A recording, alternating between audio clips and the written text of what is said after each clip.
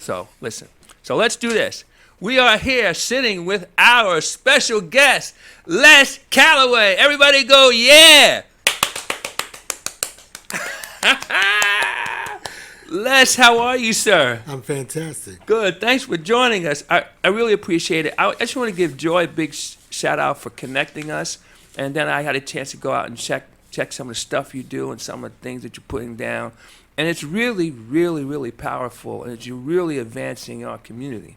So I want to start off, I always like to start off with the easy stuff. For the people who don't know you, just tell us a little bit about you.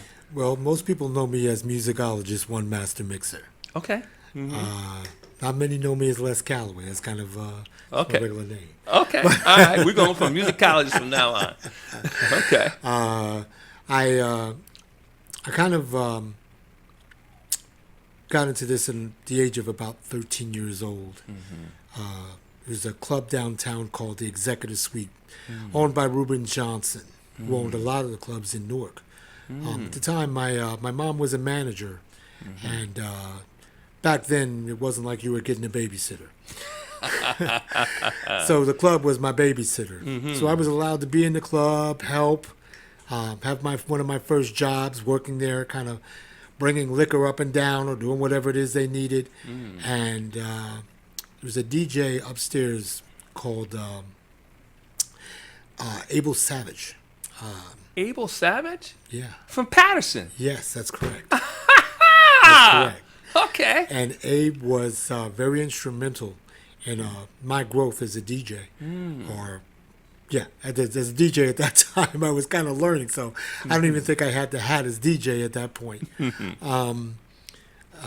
One night he was playing, had to do something, stepped out, asked me to hold down a couple of records for him. I did. And when he came back, the floor was still crowded. So that was the first introduction to catching the bug, buying a lot of vinyl.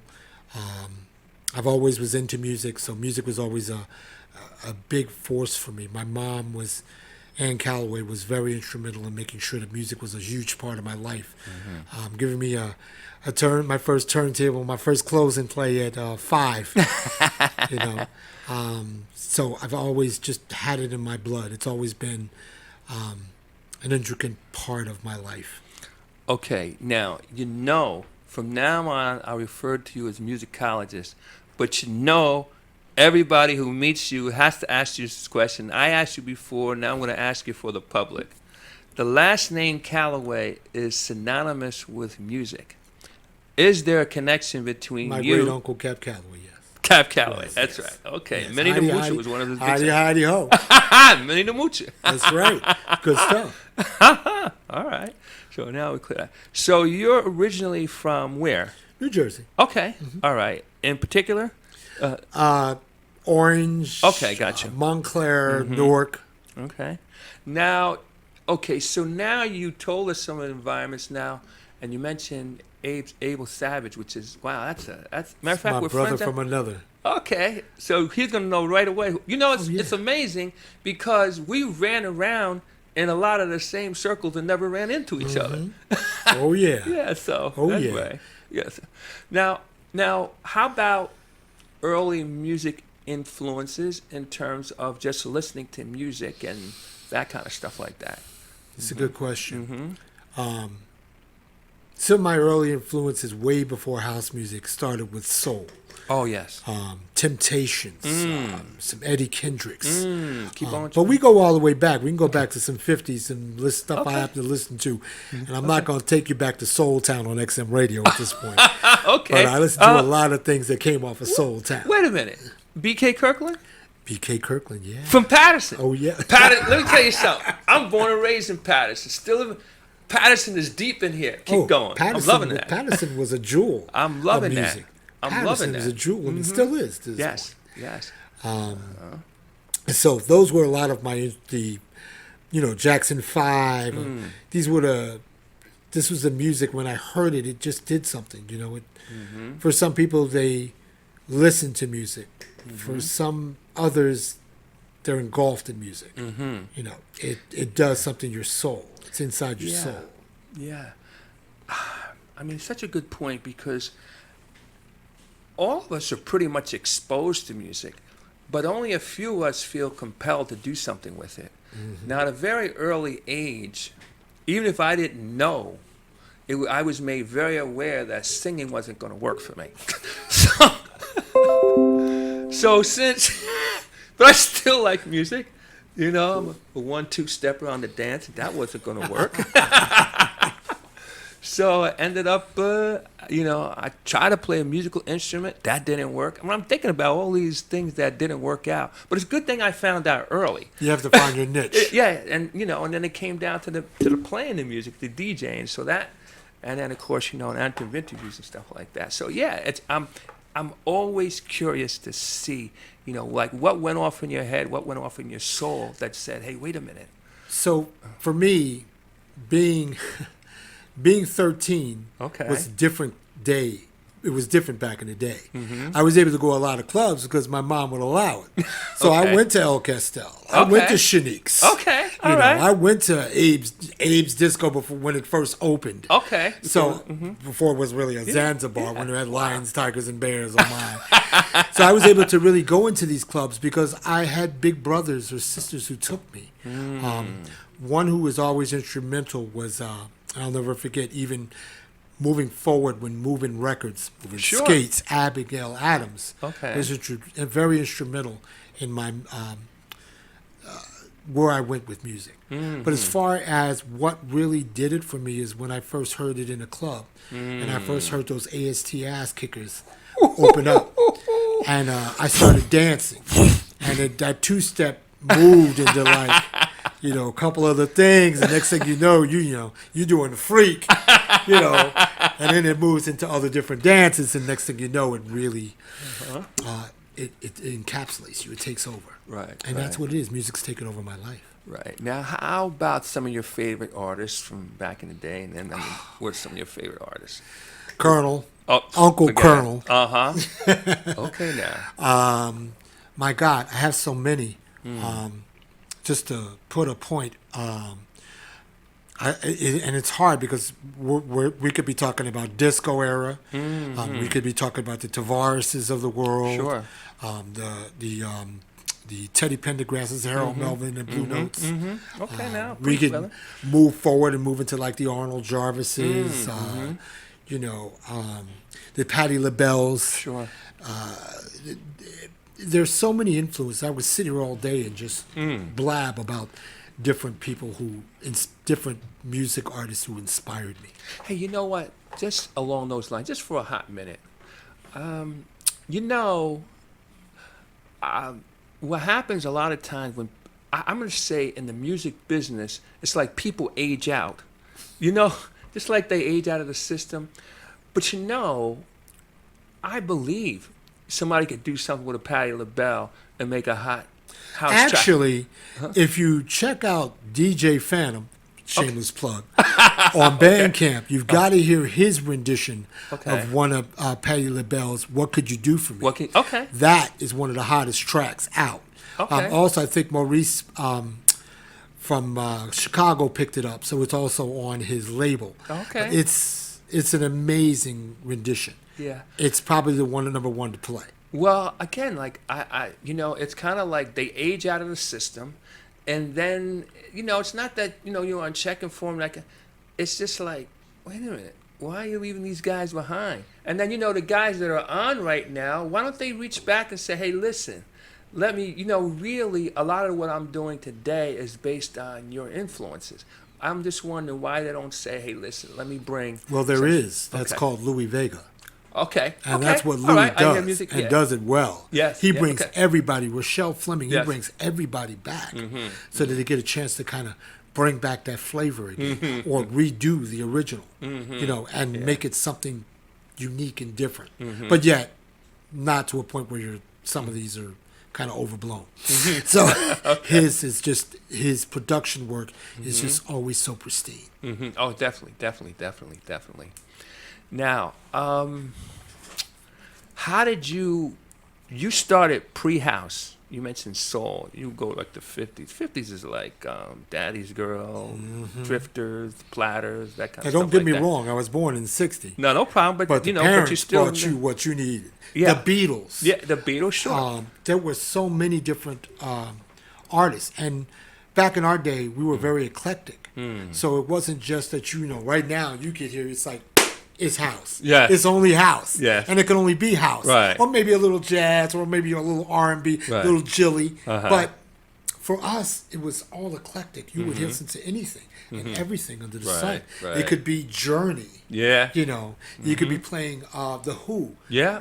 The Police. You never knew, because everything was like based on not just underground disco classics, but also it was based on pop music. And it was a Right. huge influence for us. We had plenty of clubs, CBGB's, Sure. the Ritz, the Roxy. There were so many places to go to hear eclectic music. Yeah. And MTV, of course. Sure. Hey, new wave freestyle was back then. Hip hop was Yeah. starting to get legs under it back Yeah. then. So yeah. So how did you make the journey into house? That's what we want to get to. That's a good question. That would have been Abe Savage. Okay. Because okay. Okay. and then I had other influences. I mean, I had a brother named Matthew Myers, who was really an instrumental component. He was the man back in East Orange back in the day. He played everywhere. Okay. And he took me under his wing, and he taught me a lot. He taught me how to not scratch up records, Okay. how to mix and Yeah. flow, what to play, how to play it, how to create your own style of music, not just play the music, but make it your own. Right. Right. And I thank him for that. I had a lot of other influences. I mean, I had Marley Marl. Okay. Absolutely. Marley We were was talking a huge influence for me. There were so many cats that were so deep that when you listened to them, you took that influence and you wanted to make something that, Kid Capri, Oh well. Timmy Regisford, Yes. Tony Humphreys. All these cats were like intricate. Patterson, of course. Can't miss Mr. Hey. Patterson. Hey. Since we're talking about Patterson. Hey. T. Scott. Yes, Of course, yes. Larry Levan. Yeah, okay. Dave Mancuso. Nicky Ciano. Okay, So Nicky- it went deeper. Okay. These cats were just intricate components. And then you listen to that and you didn't want to mimic. You wanted to listen and you wanted to create your own style. And they helped me to do that. Okay. As we're talking, you see, I'm getting goosebumps. So listen It's to not this. cold in here. So let me tell you my Nicky Ciano story. So I actually met him in Atlantic City a few years pre-pandemic when they at the DJ Music Convention in Atlantic City. But I'm going to say, how you have a grandparent, you have a parent, and then you have the kid. So he would be like a grandparent to me. I'm going to tell you why I say that. Because my first influence, if I go back to when I started learning how to play and how to DJ, I listened to my brother, Craig Oliver. Craig and I go back to kids. And Craig was the first person in person that I could see mix music. And we would sit in his room and he would just take me through things, so that's when I hear. But see, but Craig got his influence and learned from Nicky. You see what I'm saying? So you mentioned that. So if you want to go deeper into that, Okay. and this is always the debate, Okay. but Nicky was influenced by David. David Mancuso. Huh? Correct. Okay. David was the original, and we're going to go probably back. Somebody's going to hit me back later and be like, stop it. It's true. The Gallery. The Gallery, sure. That was Okay. back then, right? Before that was Loft. Okay, the Loft. But There's a yeah, lot of the great membership books club. out here that you can read that will tell you a lot about the depth of it. There was a place called The Saint Okay, yes. that was Yes. before all of that. And the DJs at The Saint were beasts. So all of these come from a lot of the 50s clubs, the big, clubs where they would be like sock hops and Yes. stuff. It just built into something bigger in the 60s. And The Saint was, I believe, right up there with the Loft. And David was a genius. Yes, When yes, it came to yes. these things. And if it wasn't for David, there probably wouldn't have been any Paradise Garage Yes, yes, or anything else. yes, yes. And you know what? One of the things too that he did was pretty innovative is he had memberships. Yes. And he had memberships, and people would have to be in. And then one of the things too that he did was he didn't say, well, you're of this orientation, you can't come in. No. As long as you're here, he had people of all nationalities, all persuasions, all walks of life. Rich, the poor, Exactly. It didn't matter. And It's all about the music. it was about the music, right? Unfortunately, he passed away, but he's had a major imprint on music today and mixed music today too. So. It's funny because with David, I actually, when I started Soulful House Music Collage, I got a chance to interact with him a little bit. And I actually, I started as a podcast. Okay. And when we started a podcast, I think that was back in 2007. We started the podcast, and I got a chance. David gave me one of his sets from Japan, and he was mixing. As we know, David doesn't. He wasn't mix. right. He wasn't the best mixer. But right. what I will tell you about David and what Great programmer. Yeah. Not only that, what really separated him was sound quality. Oh, definitely, because he had those. Matter of fact. Okay. Thorns. He had the Thorns turntables, but he also, the guy that put his system in wasn't like there was the guy. I could see his name. I could see his face. Unfortunately, he passed away too. But it was a Jewish guy that I think put his sound system in, and then then the other gentleman who was a protege of the original guy, Richard Long. Richard Long. That's the name I couldn't think of. He put in Zanzibar. Got a chance to meet Richard too. That was amazing. Wow. Okay. I used to work at Roxy. Oh, okay. Thanks to Abigail Adams. Okay, and Abigail. She got me the gig. Well, speaking of that, I'm sorry to get excited a bit here. No, we're cool. We're cool. We're in my realm. We're in each other's realm right now. Yes, because Bird, I didn't know Carolyn Bird. That's my sister. Yeah, she's spoken about Abigail. So I mean, wow. Yeah, Woo. me and Bird are tighter than skin on a hot dog. That's pretty hot. I love you like a fat kid love cake. Patterson. Straight up Bird. Patterson. Oh yeah. Cheetahs. Oh yeah. So, but let me use a couple of shout outs from people see. Sure. Joy, what's up? Thank you, Joy. Appreciate Yes. you. Love you. Shonda T, CJ, what's up? Hey, Gonna see you Shonda. this weekend. I know you're gonna bring it. Linda Lee, what's up? Shalene, live from Florida. Paul Kroom, hey. Paul, I'll be reaching out to you later this week. Oh my goodness, look at all these great people. Okay, we'll come back a little bit. All right. Hey, listen, share. That's right. P-Town is in the house. Silk City is in the house. We're just representing all over the place. Anyway, all right, back to the Back to the regularly scheduled program. Anyway, okay. So now, so where is house music headed from your standpoint? So I kind of see how you got involved. This may sound really funny. Okay. But house music is underground. Okay. It came mainstream. It went back underground. Here, at least on our side of the neck of the woods. Right. Chicago, it's on the radio. It's flowing. I don't think it's flowing as big as it used to. We really don't have that. I mean, you can go to an XM radio. You can listen to the Groove. Or you can listen to the Studio 54 channel. Right. But I think that everything is digital, right? Okay. So having access to a DJ via Twitch or Instagram or Twitter or wherever you decide to use whatever platform, TikTok, I think it opens up Pandora's box to a lot of things that you don't hear. So the exposure is very deep. So if you ask me where we're going, I think we're just going, everything's web-based. Okay. I think that the clubs are still open.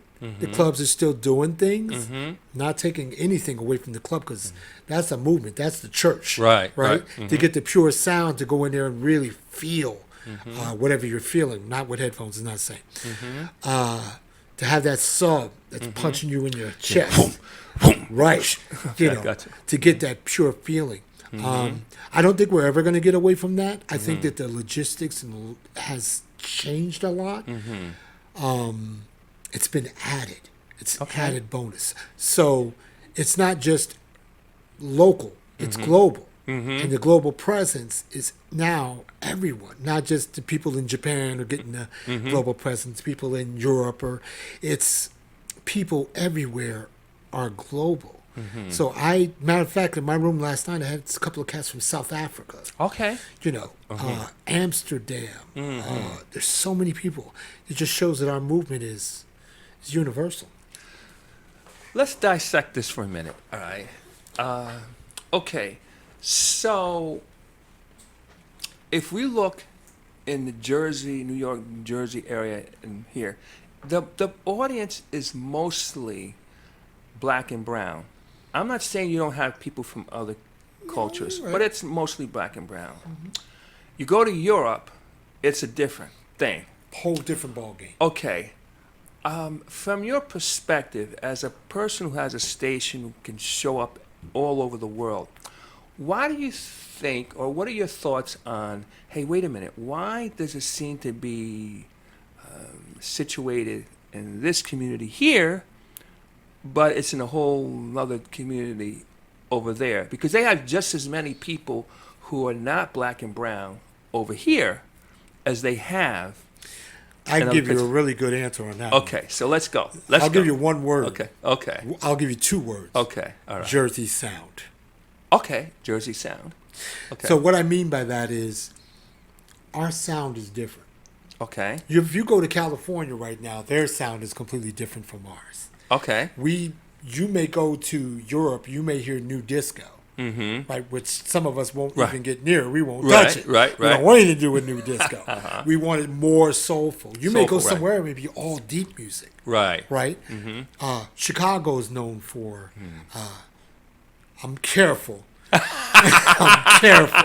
I'm not gonna start. But Chicago's known a lot for being able to play outside the box, and as well soulful. But that Detroit sound, the techno sound, that's is not always something that is always welcomed in different parts of our house community. Right. You may go to our clubs here. We want to hear straight soulful. Right. We want all vocals. You can play a couple of instrumentals. Right. But you better not walk away from them vocals. You better give us that soulful. Right. Which in our minds comes a lot from our Jersey sound. Our Jersey sound, thanks to Tony Humphries. And of course, I'll give Timmy his credit too. But our Jersey sound comes from the vocals. The gospel. Me personally, I lived in California from the time I was 5 till the time I was 11. Okay. And in back of my house was a gospel church. Oh, okay. Which played gospel, sang gospel 5 to 7 days a week. Even when it wasn't open, they were practicing. Okay. So while I was asleep, I heard gospel music. Okay. So that was instilled. So when that soulful comes to me, I hear those inspirations of those vocals, those strong vocals, those Patti LaBelle's, those even Whitney Houston's, those vocals that just you could hear and it moved your spirit. And that's what's different between us and Europe. I'm not saying that they're not soulful. Right. I'm just saying it's a different kind of soulful. Okay. Let's dissect another part of it. We were talking a little earlier about some of the younger cats, like us, Amir and Justin, right? And you have then you have, those are 2 that pop in the head, but then there's others, and that are on the younger side. So let's dissect Amir, my nephew, first. Okay. Let's go there. I'm familiar with Justin, but I can't talk about what I don't know. Okay. But I know Amir. I know where Amir comes from. Okay. I know that Amir's influences of all his house music come from his parents, who are straight up house. Straight up. Okay. All right. All right. Okay. So he comes from the grounding of old school. And that's why his influences are so strong. He could play new, but he also plays classics. Yes. Like he was hanging out with Larry and Tony. Yes. Okay, and that's the difference. That's the thing I love about my nephew. He's amazing when it comes to that. And he's played so many places. It's such an inspiration to watch him keep this motivation and to go to all these different places, outside of America. I admire him for that. So here's my question.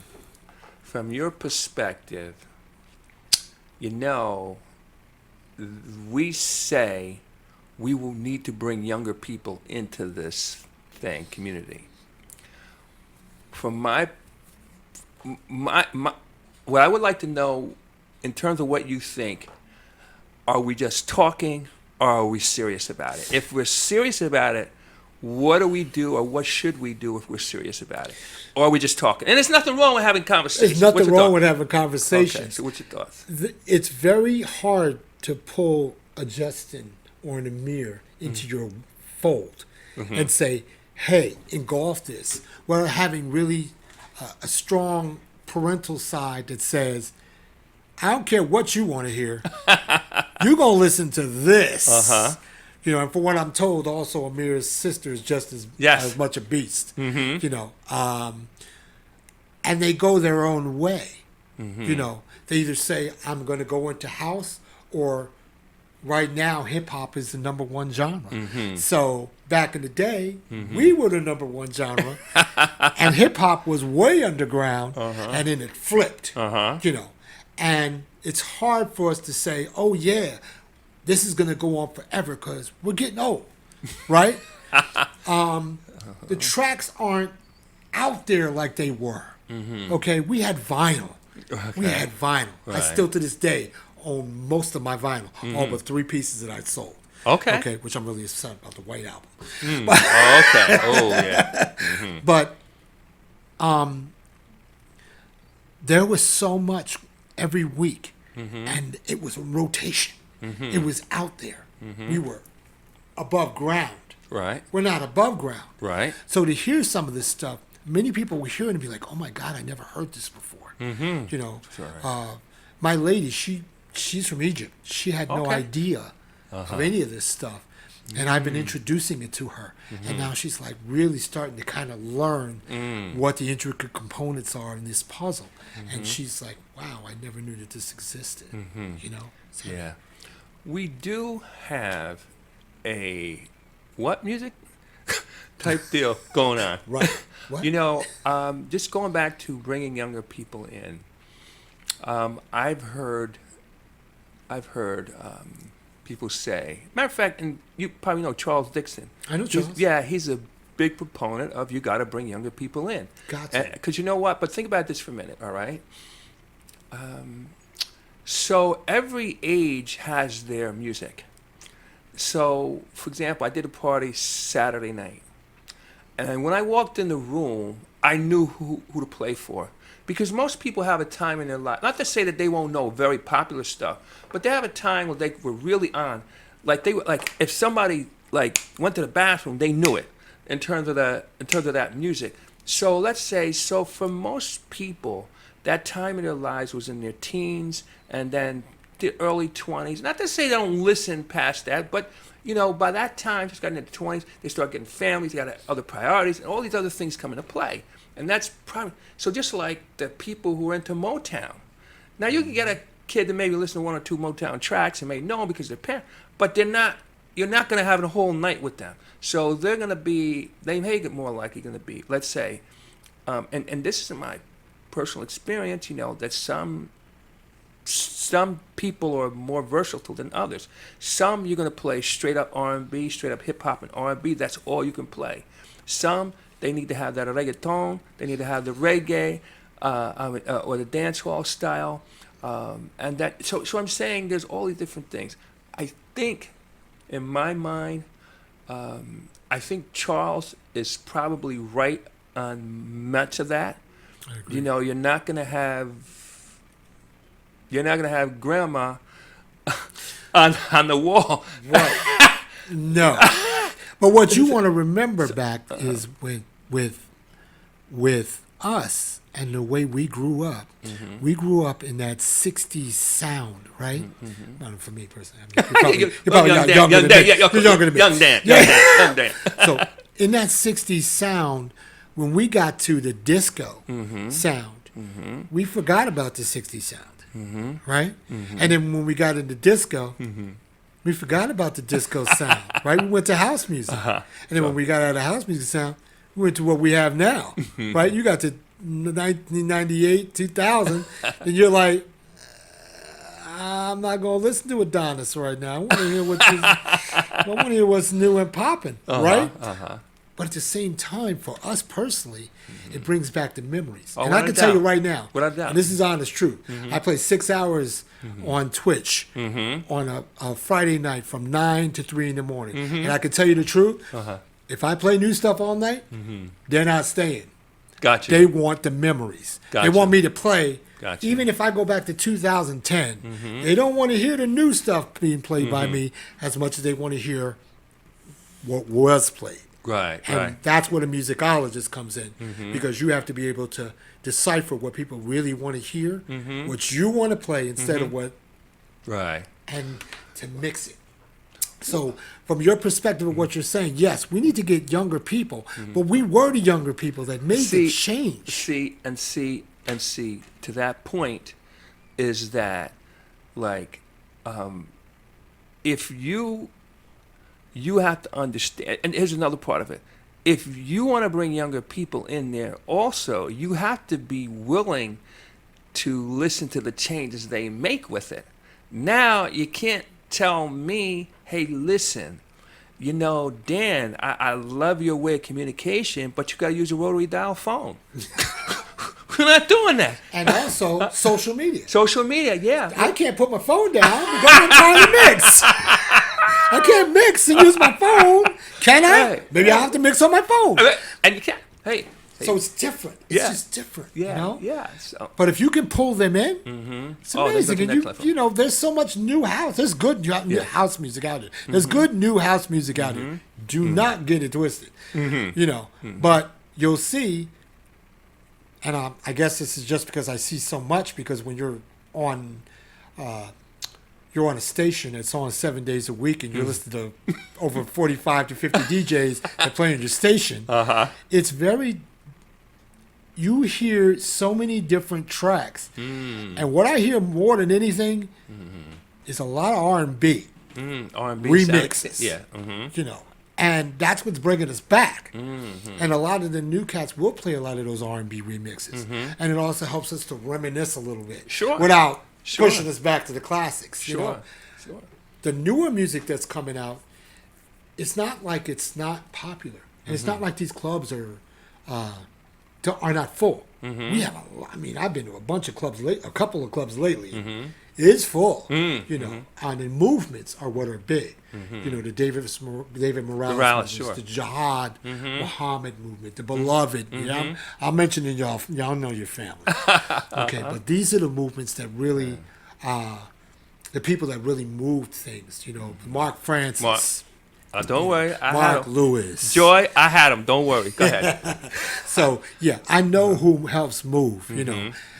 Those clubs are always going to be packed because we need to get out. You know, we got to branch, we got to dance. And dancing is an intricate component to everything that's around us. It's our movement, you know. Well, let's go ask this question. You've DJ'd, I guess, with so many people. Name some of the people that you've DJ'd with, and is there anybody you want to play with?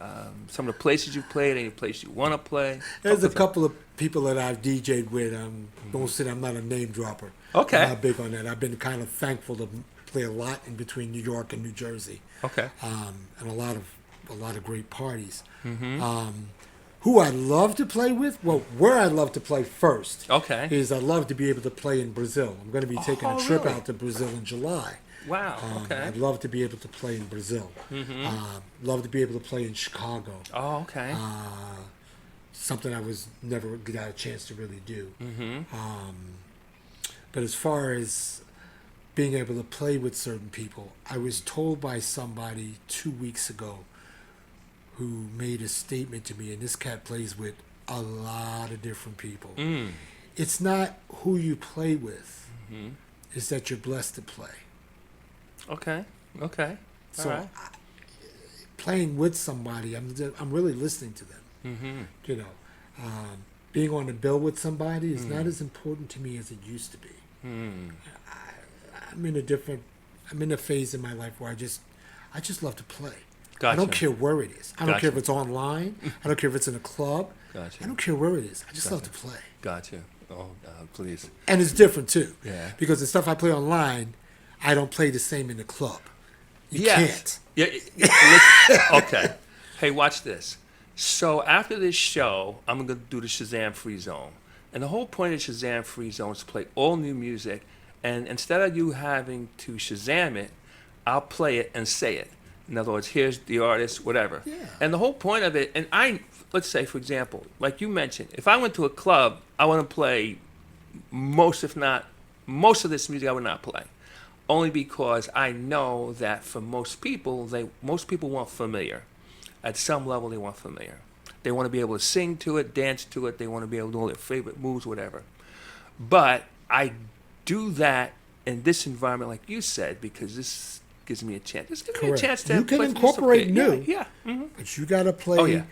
That's my song. That's right. That's right. Okay? That's right. You gotta got play the That's my song. That's right. That's how you keep the floor crowded. That's how I you get exactly. it. I get it. And again, so for example, this Saturday night I played for an audience that was into Mr. Brightside by the Killers. They were into Journey.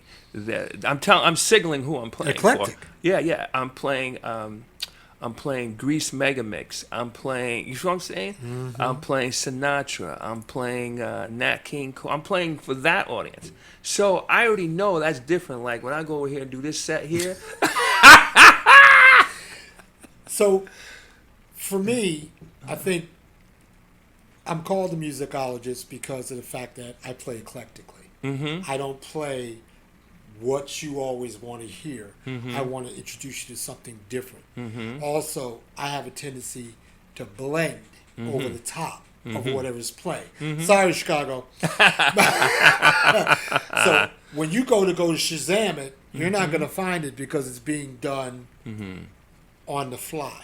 And I have Timmy Regisford to thank for that. Because Timmy and Shelter, who changed the logistics. I mean, Larry was my idol. David was my idol. But Timmy really taught me blend techniques that nobody else could. How to make the two talk to each other. How to let it ride. You know, let those two pieces of vinyl, those two 1200s just ride out. You know, and let them talk. You know, which is to me is a really big art. Anybody can just play a track. But that blending, a different type of blending, is really unique. That's what sets you across from the rest of the people at the table. Wow. How about this? Let's talk about your Twitch channel. I want to take some time with that. Tell us about that. You came into it, you went out of it, then all of a sudden you came out to Twitch. Tell us the story. Interesting. And 2007, we started. I started a podcast called Soulful Musicolage. We advertised that on Deep House page. Sup, Timmy? And which was an intro component to everybody knows Deep House page at the time. I mean, it was just like the hottest thing. So I became a big part of that family. What I would do is I would introduce my podcast, and people could go and they could download the music or they could listen to it on my podcast. And I had a lot of different people. Timmy Regisford mixes from BLS, Tony Humphries mixes. I had Dave Mancuso sets. But I also really wanted to more focus on people that needed to get exposure, that weren't getting it, that people didn't know. So my goal always was, and to this day really is to help others get exposure. It's never been about me. Similar to you, you know, it's about getting the people the exposure that they need. So when I introduced this thing, it worked out pretty good. Well, I got introduced to cyber jams. Okay, sure. Sammy Rock. Sammy Rock. Okay, I my interviewed man. him. That's my man. Good. Sammy, watching the way things were put together in that chat room, and the music really was such a cool thing to have on the internet. I'm like, this is really crazy. I can listen to mixes and sets and this and that. And so I got introduced to a cat called Marcus Rice. Marcus Rice. Rawcast. Okay. Rawcast was doing the same thing, and he's like, hey, man, you've never thought about playing weekly? And I was like, okay, what do I do? He's like, all you got to do is play. And it'll be broadcast. And I'm like, okay, like Cyberjam. He's like, yeah. I was like, okay, I can do that. Okay. So I started out with a 2-hour slot on a Sunday, and then the person that was behind me didn't show up and stopped playing. So I started taking over from 12 to 6. Okay. Right? Which, if you go back in the day, that was very common to play 6 8. It was nothing. It was nothing. It was water. So sometimes I realized nobody could see me. So I could throw on a CD. I could take a little break, throw on a CD. Sometimes I was in my backyard in the swimming pool. And I'd come back out, dry off, and come back up. Okay, let me start it back live again. Find the track that I was playing, and then flip it on and go back live. It was just all CDs back then. So, but it always kind of disturbed me that nobody really saw me. I wanted to be like I was in the booth, you know? It was like, I could do this, and nobody really knows what I'm doing. So I found a site that had video. This was before Ustream. Gotcha. That had video and audio, and I could go live. So after I finished playing on Rawcast, I would go and play, keep it continuing on my own station. And I had 2 cats that were my friends. It was King Lion, and my brother Kelvin Anderson. And we were all tight, real tight, And I started playing, and then one day I talked to Jimmy, who was a big part of Rawcast. He was the web guy. Both of them, rest in peace. They were an intricate component to the growth of Soulful Musicolage. And he said, "Well, we could put you on video." And I'm like, "What do you mean?" He's like, "It's not that. I'll be right back." And now I'm playing, and he goes, "Okay, do me a favor. Refresh and click this link." And I clicked the link. And he goes, now you got video. I incorporated. So now you can go video and audio. And I'm like, oh, okay. So we were I didn't forget about B-Town Sound. We were one of the pioneers of audio video and putting you in there with the DJ. So we were pretty happy about that. Then we moved to Ustream. And then we became organized. And then we became one of the hottest things on Ustream. Not to take away from anybody else, because we had a lot of cats that were on Ustream also that were just dope, and a lot of influences. I'm having a mind block, sorry. But that blossomed. We came, at first we were like maybe a Friday, Saturday, and a Sunday. Then it blossomed. It became 7 days a week. And we had DJs that just played and played. Well, Facebook came along and decided they were going to have video. That made a lot of people want to move away from it because the numbers were drastic. Because now all your friends can watch you play. Right. So now it moved away from being a Ustream thing to being a Facebook thing. Right. And we lost a lot of our DJs. But some hung in. As a matter of fact, I told you about DJ Phantom, who hung in there. He didn't go anywhere. He went till the wheels fell off, and Ustream said, oh, well, if you give us $100 a month, you can continue. And we went, no. So we shut down for a little while. But I think that was around 2012, 13, maybe 14. I think there was really like a 3 or 4 year hiatus. And COVID hit. Oh, yeah. When COVID hit, I decided I wanted to turn my machines back on. So I turned my machine on, my camera, and I'm like, okay, I'm going to go on Facebook. That was a mistake almost. Because when I went back on Facebook, I was playing, And then 20 minutes later, they kicked me off. You weren't playing, right? I'm like, where'd everybody go? Right. So I had to refresh, put the key back in, start back up again. Okay, start back up again. 15 minutes later, I did it again. Uh-huh. I turned it off. Yeah. I can't do this. This is not going to work for me. Right. But I got the bug. Got the bug. What I do, 3 days later, I tried again. DJ Phantom came in the room and said, stop. Okay. Turn it off. It's not working. So he said, we're going to get the band back together. And if you don't do it, I will. Okay, now. I went, No pressure. okay, no pressure. He said, call me when you're done. So he introduced me to this cat, the Soulful one, Mark McCate. Okay, That's my man. Okay. So the two of them came to me and said, we're going to do Twitch. And I said, nobody's doing Twitch. It's a gamer site, isn't it? He goes, well, let's change it. Well, we were pioneers because we went in before anybody knew what was going on. There were two people playing on Twitch as DJs, and nobody even knew who they were. Sorry if you were playing on Twitch, and I don't mean any disrespect. So we started out doing Friday, Saturday, Sunday. I started the first show because it's Friday nights. So we started that first show. We blossomed. We went into Saturdays, Phantom, a couple of other cats started. We started building. Then we got our Sundays. DJ Funk introduced, he introduced two other cats, TDM, and of course DJ Peanut. And we were running the slots from Friday, Saturday, and Sunday. Well, that cop started getting bigger. And then DJ TDM, I think, was the first one that said, hey, man, we need to branch this thing out. So instead of talking to me, he talked to the other DJs and said, we need to play more. And I was like, okay. Does that include me? Yeah. Yes. Okay. So we started branching. It got bigger.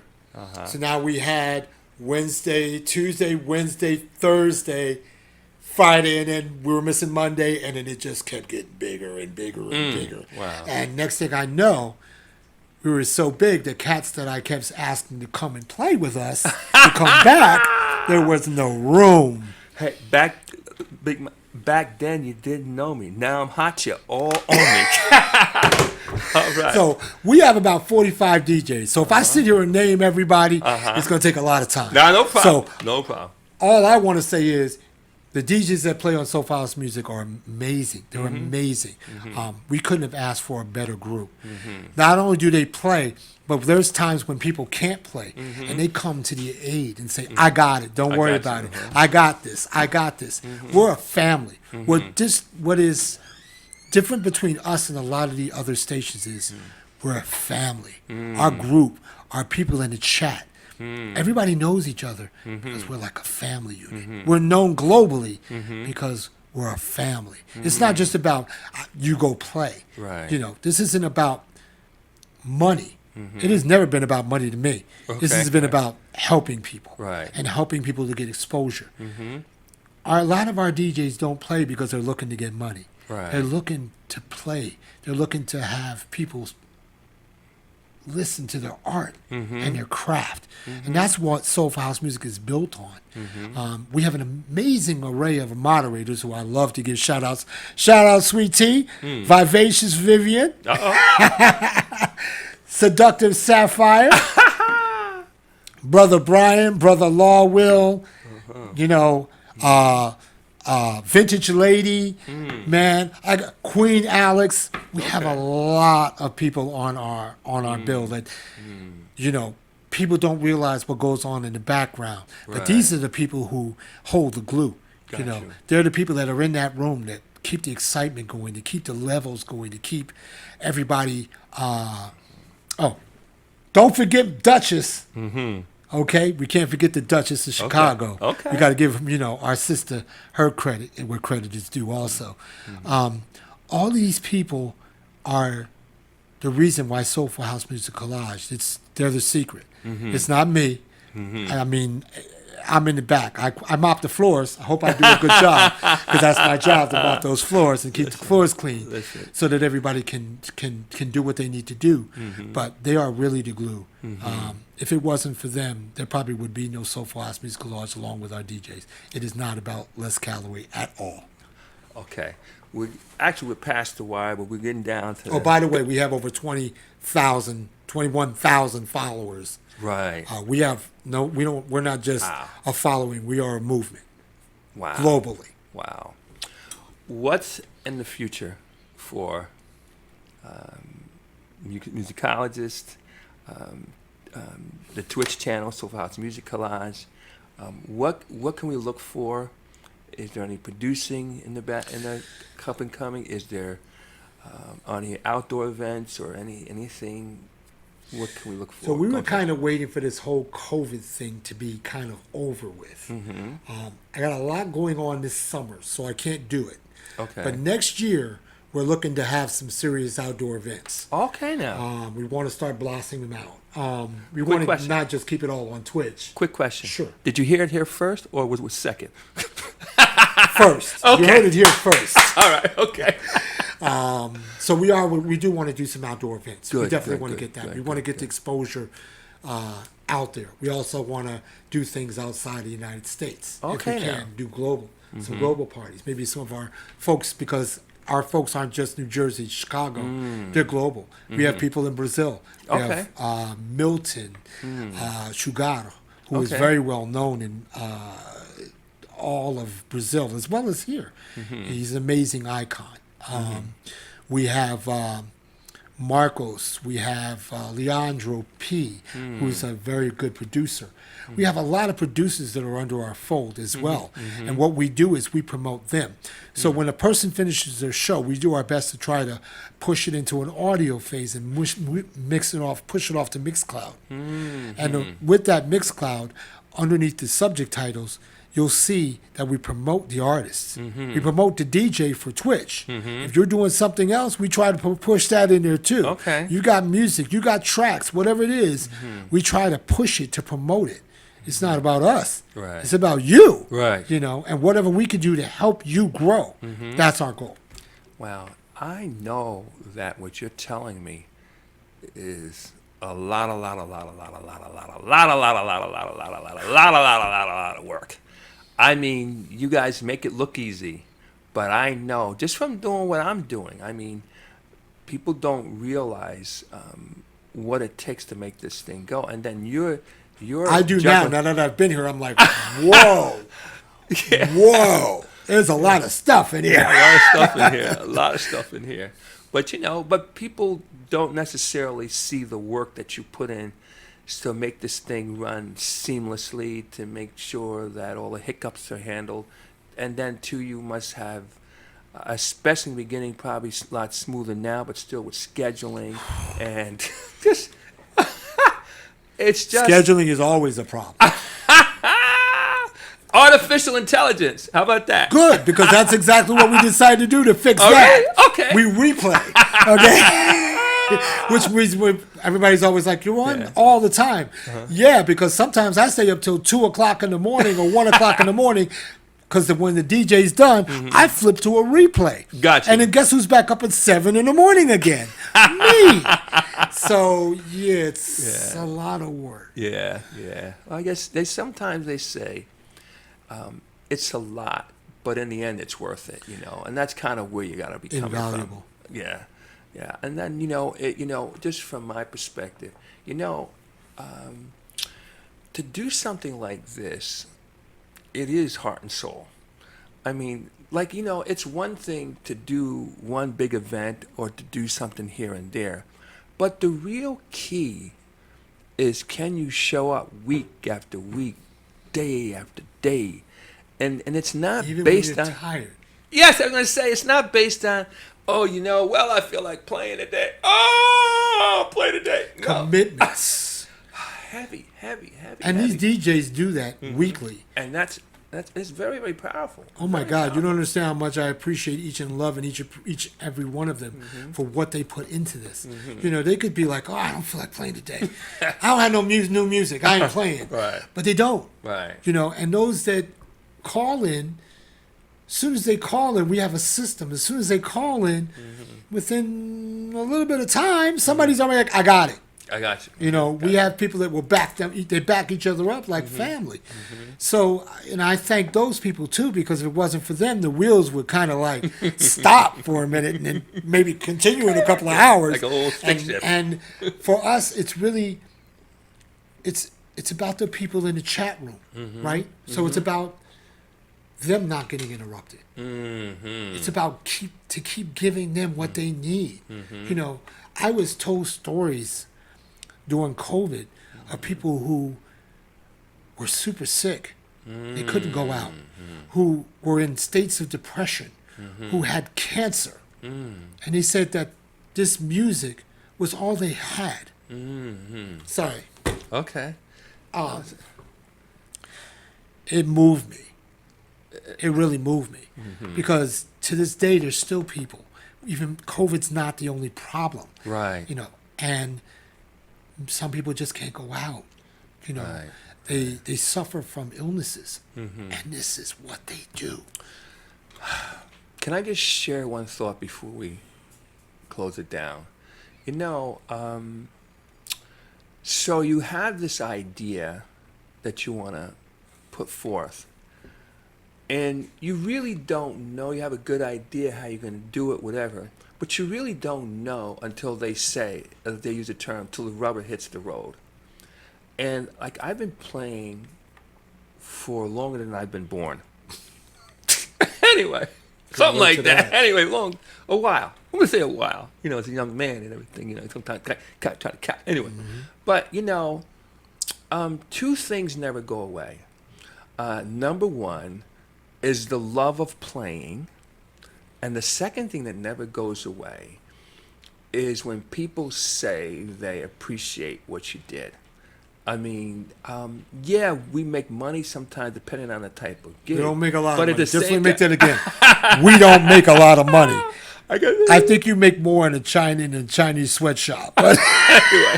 sorry, no disrespect to anybody who's Chinese. Okay.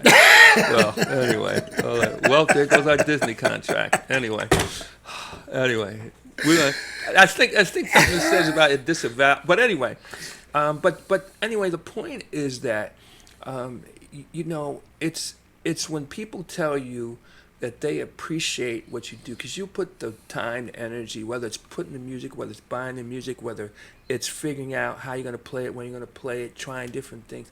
And, you know, and when people say, hey, listen, I love what you're doing, it, even if they're BSing you, it still goes to your soul in a good way.